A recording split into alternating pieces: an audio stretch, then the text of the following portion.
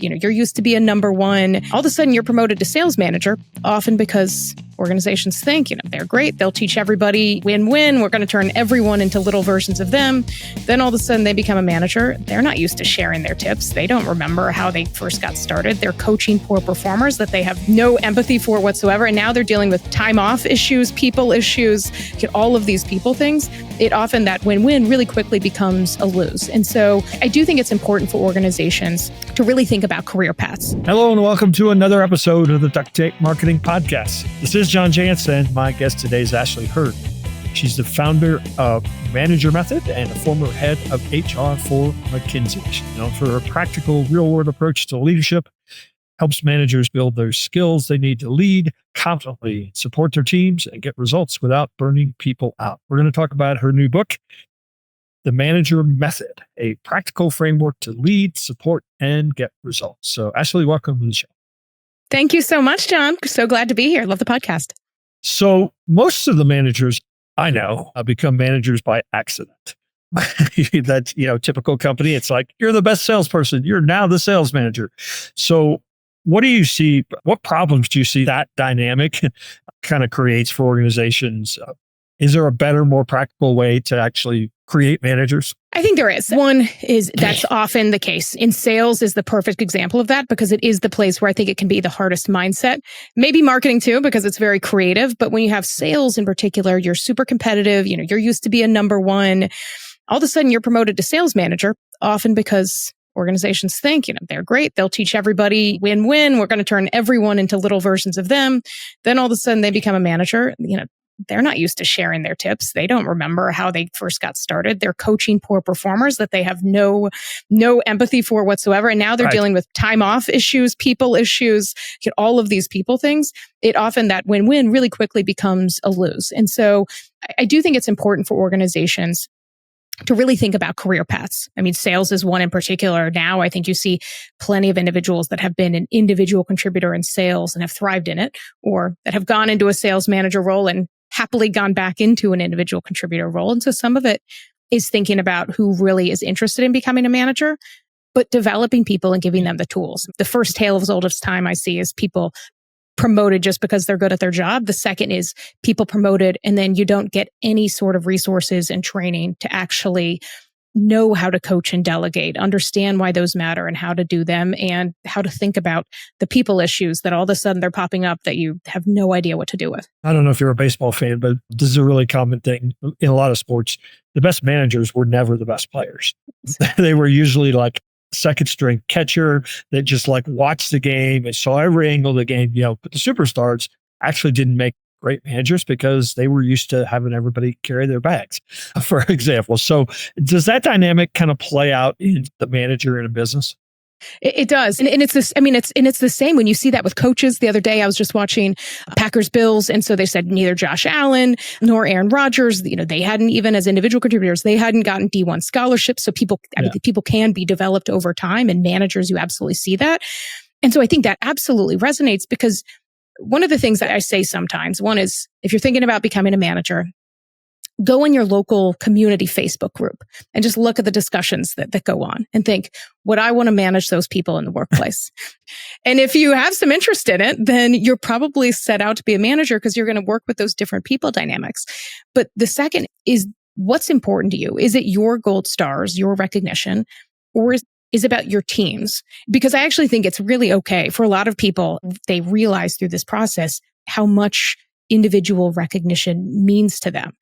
And that's where it can be important that as a manager, you can really shift. And so all of a sudden giving other people kudos, talking about their names, a really easy trap for people is to think, well, if I start doing that, all of a sudden I'm not needed. And they don't realize that one of the best things that can happen is for senior leaders to know all different names of the people on your team. And they come first of mind rather than you because you're creating those pathways and getting the results that matter and building those careers as well. This is ostensibly a marketing show, but I have, anything that has to do with business, to me relates to marketing. So I have a lot of leadership book authors. I have a lot of management book authors on this show. So when you set out to write this book, did you say to yourself, here's the gap that I'm going to fill? Here's what nobody else has figured out, written about? Well, of course I did, because everyone thinks that way, John. But What I saw, my path was a little unique. I started in sales. I actually started, like when I talk about sales, I was in a very high pressure corporate sales role, cold calling CFOs to start with, long before I went into legal and HR. And so I have a sense of what it can be like working in some of those different functions. But what I saw frequently, whether sales or legal or HR, was often it wasn't managers doing the wrong thing or saying the wrong thing necessarily. Right. It was managers that didn't know what to do. And so they weren't giving feedback to their team members. They weren't having conversations. They really weren't. And so what I set out to do was really help have a practical way to think about your team, think about results, but also give ideas of what to do and say in situations. That can be a lot easier for someone to take an example and put that into their own voice. And that's the gap that I was really trying to fill with the manager method. So I often say this about a lot of situations, that the key to success is usually expectations. And you write in the book about the idea that clear expectations, is one of the foundational elements. But that's one of those things that you can say clear expectations, and that's going to mean 100 things to 100 different people, right? I mean, and most of us probably just have our default. It's like, well, yeah, I told them to get the job done. Well, wasn't that clear?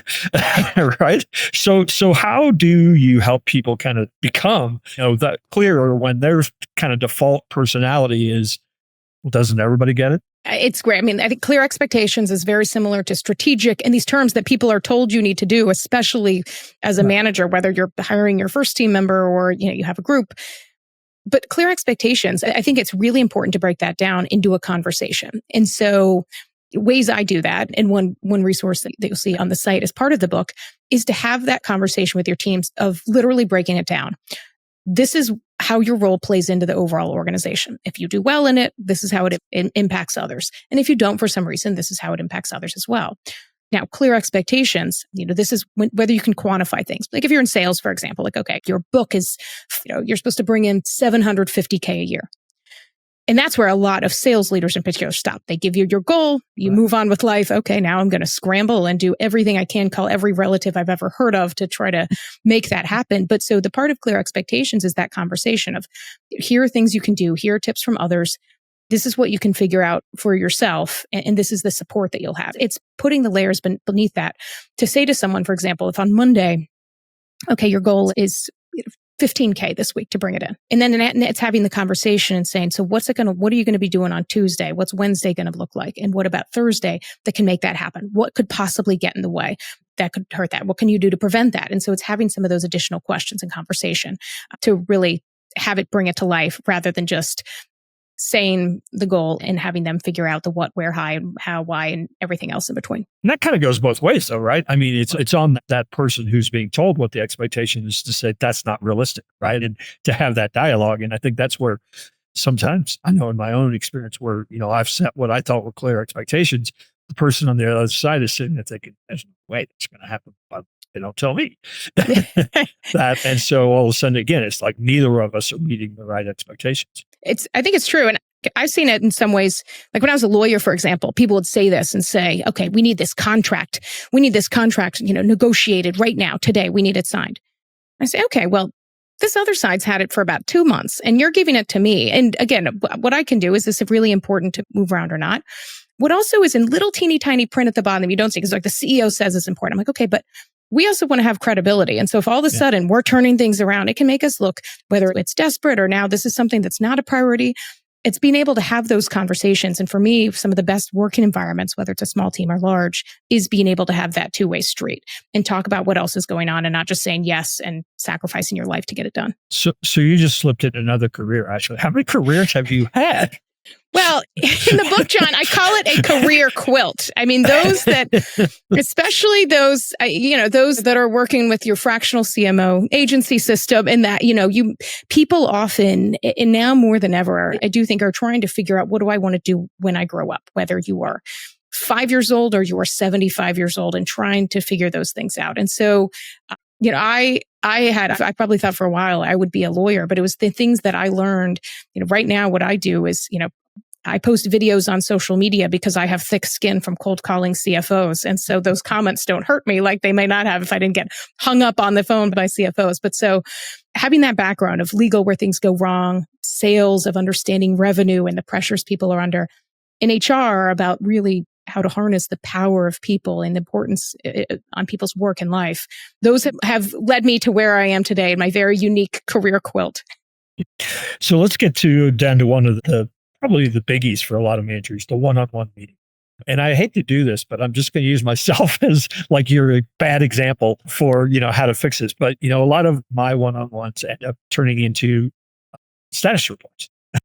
It's like, here's all the stuff. Oh, where are we on this? Where are we on this? And then there's no time for like, what do you want out of your career?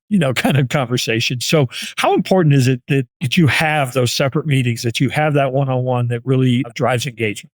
I think a one-on-one is really important to get work done. And it's so much more important for your team member than you sometimes realize. What I see frequently in my very scientific comments on social media, if I do a video on one-on-ones, people will say, I don't even know what that is. My manager never shows up to them. Or if they show up, they're 25 minutes late to a 30-minute meeting. And so for team members, it actually really is a signal. If you as a manager, you make that time and you show up on time or an emergency it sends such a strong signal, just that aspect alone. Because often your team members, especially if it's really stretched out your one-on-one time, they may have 37 things on their list and they're just dying to get through it. But it really is a balance. One thing that can help is having, whether it's a shared agenda or a shared document between those. So the status, because it is important to know where things are. But if you use that, it can take habits to get into it and use it both ways. So the employee's adding information and the manager's actually looking at it in advance. Then you can knock out a lot of that normal back and forth of where are things, what should we do next, and put that into, more of the document, talk through any call out areas. But on the flip side, it would also feel super awkward every week to have your manager say, like, what do you want in your career? You're like, well, I've had the same job for 3.5 years and my answer's the same that it's been since 2021. But is to think about having some of those questions. And that's why it can help to say things like, what's something that you could use some advice on? Or as a manager, here's a decision I'm making. I'd love your takes on it. Because a lot of times when you get into leadership, you can feel really alone because outside of your organization, you might have a network, you might not. But if you talk to your team members and open up about your reality, the decisions you're making, maybe things you're struggling with, and get their thoughts, they're likely to tell something at some point that you haven't thought of before. But you're also, that can help with career development much more than a more forced conversation. So somewhat related, feedback, both good and bad, that we should provide.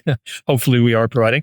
Do you have kind of a framework for the way to give honest feedback that doesn't put people immediately on the defensive? So in the book, I actually have the framework, this pause, consider, act framework, a 3-part framework for any decision as a manager. And what that means is pause to just, whether it's taking a beat. One of the biggest issues I see as a manager is thinking you have to know all the answers and just going straight ahead and reacting in the moment. Right. But sometimes it's taking that pause, but also consider and act. And so frequently what I see of people not giving either more critical feedback or more positive, the critical feedback is they don't want to, it sounds so mean, it feels so awkward. In the consider aspect, and think, that's a lot about yourself. You're more worried about yourself and how you'll be perceived. But think on the flip side, especially you may have, like, let's say you have a team member and you're like, they've been doing this for years. No one has told them this. Like, why would I say something now? But think to the flip side of, this is someone that could have used this feedback years ago. If you can be the person that delivers that can change the course of the rest of their career and be the person that they really look to as a leader. And so instead of focusing so much on how it feels, thinking about that person. What do you want? If they're making mistakes, if they're missing deadlines, how can you also ask questions to get their perspective? I mean, that's a really important one before you go in. A lot of times people make assumptions, but thinking about the questions that you can ask that you maybe don't know the information to, and then delivering that and telling people, sometimes, especially if it's someone that's not used to hearing that feedback, or you can tell, they kind of get emotional, is saying to you, I'm giving this because I care about you in this job and your career. And it's really important for me to work with you on things, not to come down at you, not to beat you down, but to really build you up. And some of that is hearing perspectives from others. And there's ways you can say that, and people can always find their own voice. There may be listeners that hear this that think, I don't know how I would possibly say that. And that's where even like AI tools can help to say, this is how I don't normally talk so corny. How can I say this in a way that feels natural? But really shifting the focus from yourself to that person. And the other is positive feedback. I frequently hear, and people more think about how hard it is to get critical feedback, but people don't realize how rare it is for others to hear recognition at work. Or if you're in a meeting and someone says something, about a team member, going and telling that team member or bringing them into that meeting. I mean, those are the moments that don't happen enough that really matter, and you can make a real impact on that person's job today and career. It's become, I don't know if fashionable is the right word, but you hear the word a lot, a coach. Does a manager today need to think of themselves as more of a coaching role, or is that kind of over the top trendy? I do. Well, I laugh because I worked at Yum Brands, KFC, as part of my career, and they actually call like bosses or managers coaches. That's it. And so I'll see that sometimes on social media, and you remember it, and that's more of a formalized way. But I do think so. And people can have different ways. I prefer the terms leaders or coaches to bosses or managers sometimes because it just changes the dynamic. I mean, I think often as you think about the org chart, the best leaders or coaches are the ones that focus on driving the performance of those that are beneath them on the org chart, so to speak. And if you flip that and think rather than managing people and controlling them, but really helping them have the ideas and have the performance and grow, and you can coach them into those opportunities, then because they're the ones that are actually going to do the work. I mean, just like the baseball field, they're going to be the ones hitting the home run and going around the bases or striking out every time. And so using your feedback and communication to impact that, I really think can have the most lasting impact and have more lasting results. I'll tell you, I don't know where I learned this, but years ago, somebody told me, just try this next time somebody comes to you as a manager with like, what should I do in this situation? And I just say, I don't know. What would you do? And it's just like amazing because they have the answer, but they want you to give it to them or something. I don't know. But that one thing alone, has changed how I manage completely. It's the simplest thing in the world. It's simplest thing, but it really doesn't happen. It truly doesn't happen enough. And the flip to that, to one thing to know is if you're senior to them, sometimes people will get irritated and they'll say, well, you're the boss. Yeah. You make more than me. You should. Or just tell me what to do. I don't want to just tell me. I don't want to make another decision. Well, I don't either. So we'll both just sit here, or stand here. But I think saying, I'd love to hear it, Dan. I'm happy to give my input and it's for you, but I want you to feel like you can try new things and have ideas. And we may not adopt every one, but it's really important that you feel like you can share those, because the most unhealthy cultures I've seen, especially when you have like group meetings, is people that will not speak up. If you have a CYA culture where people are more afraid of getting in trouble or saying the wrong thing because they've personally seen, people get ridiculed or seen others, there's plenty that think that you have to have that really hard culture, but that really impacts, how people feel today impacts how they work tomorrow and how many days and years thereafter that they want to stay with your organization. And so I think giving people that room, I think I'm all about those really, simple but powerful tips. So are there any myths, or let's just say one, is there one myth that you'd say that's like commonly taught all the time? And I want to debunk that with this book. Well, I talk about the role of HR. So again, I'm a little different than I was a lawyer and then I went into HR. You sometimes see the flip. But what I frequently see is HR is not your friend. And on one hand, I'll say I agree with that. I agree with that myth. But part of that is because HR in an organization, especially if you're, growing and having that support, they shouldn't be your enemy. If you have any function in your organization that people only go to or only think about when things are going wrong, then that's really a symptom, an unproductive and unhealthy culture overall. And so if you can flip it and think about everyone in your organization of how they can support other people. And so HR individuals who are often thought of as like, get the pay right and get people's paperwork set up. But if you can take HR and have HR help people, whether it's managers, whether it's team members on your team, help them to work better and learn how to communicate, and they can really drive that. That can take a lot of pressure off you, no matter what your role is in the organization, and just create a completely different culture. Bet you the HR folks would like that too, right? Because they're seen as like you go to them because of administrative paperwork or because your exit interview or like nothing pleasant, right? It's like, you're going to the principal's office. It is, John. We're trying to show we're not all scary. So the book is full of templates, scripts. Is there one you want to just tease out there to say, like, go grab this either from the book or on your website, and here are the steps that you ought to follow and why they matter?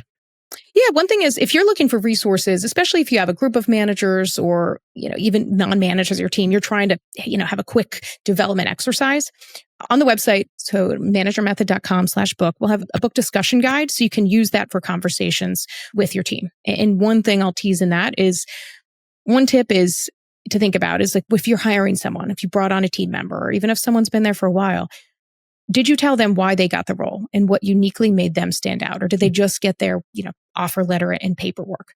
Because taking that pause to tell somebody, really, this is what we saw in you, why we're so excited to have you join. Specifically, not just we're excited to have you join, but this is why. That can help change dramatically how they are from day one and every day after. And again, if you haven't hired anybody in your while, I promise you, it is not too late. In the book, we talk about how you can say that no matter how much time has passed since they started, even if you've worked together for decades. That's interesting because it does kind of set like, oh, this is my identity here, kind of. So I think that's really cool.